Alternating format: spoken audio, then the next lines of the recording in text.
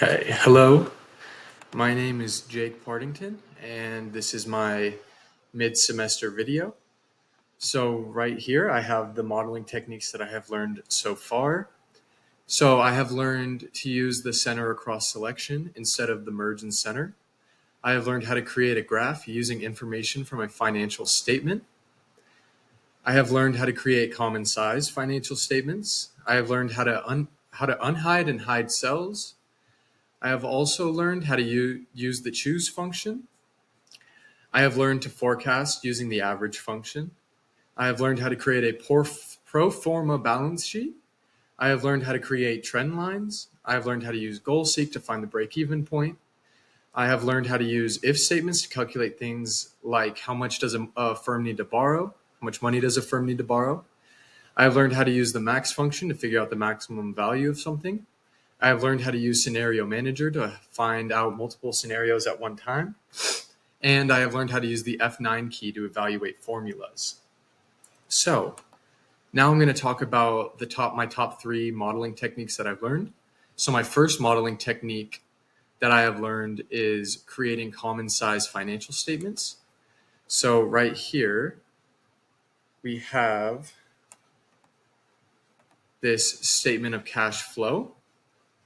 So I really like learning on how to create these common size financial statements because I feel like they're probably used a lot in the real world at a real job. And I think that it's really great information here because it shows the percentage of net income, depreciation, expense, and everything else compared to the total number or amount of sales. So I think that that is very important information for a company when they're comparing their business to previous years or to even other businesses within their sector or business world. Okay, and then the second of my favorite modeling techniques is using the denominator function. So if we go back here, this denominator function will, if I change it to 2, it will change the denominator for this common size statement of cash flow. So you can see it goes to percentage of beginning cash, and then I go back to 1, and it does percentage of sales. Making this kind of made me feel like a computer scientist, kind of creating everything and making it to where it'll change at a click of a button. So I really enjoyed doing that, but I can also see the practical use in this in the real world because I'm sure it's very helpful for higher up managers to just get a common size statement and be able just to click through the different denominators that they could use to figure out when they're comparing their company. And now the third favorite modeling technique that I have is the hide function.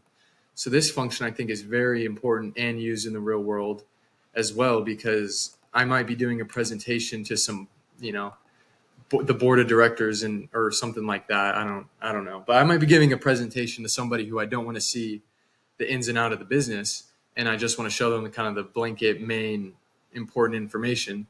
So like right here, you can see they can only see the percentage of total cash flows from financing, investing, and operating or operations. And then if I want to just show them one section, I can pop that out and unhide it. And then they can see the percent change in short-term notes payable, long-term debt, common stock, things like that. So I think that this is very important and practical in the real world. And I assume that they use it a lot. So I thought that that was really important and valuable information to learn. So yeah, these are my three favorite modeling techniques. And then these are some of the other ones that I have learned in this class.